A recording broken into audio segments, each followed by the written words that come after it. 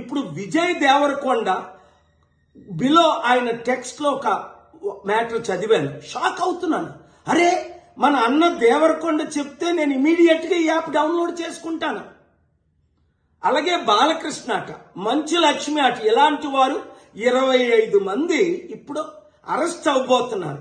ఒకవేళ పోలీసులు వాళ్ళ దగ్గర పొలిటీషియన్స్ డబ్బులు తీసుకొని అరెస్ట్ చేయకపోతే వారందరినీ సుప్రీంకోర్టుకి నేను నడిపిస్తా.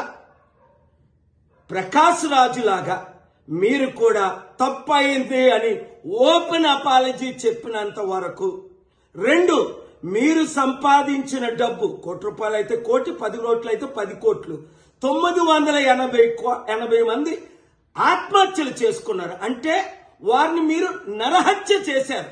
మీ ఇన్ఫ్లుయెన్స్, మిమ్మల్ని ఎంతో ఫాలో అవుతున్న ఈ ఫాలోవర్స్కి మీరిచ్చే గిఫ్ట్ ఇదేనా? మానవత్వం లేదా? దైవత్వం లేదా? రాక్షసుల్లాగా వాళ్ళ జీవితాల్ని మీరు దోచుకోవడమేనా? ఎండ్ ఆఫ్ ద డే మీకు మిగిలింది ఏంటి? ఆత్మకు శాంతి కావాలా? మనసుకు రక్షణ కావాలా? నెమ్మది కావాలా?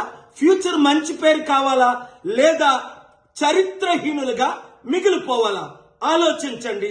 72 గంటల టైం మీకు ఇస్తున్నాను.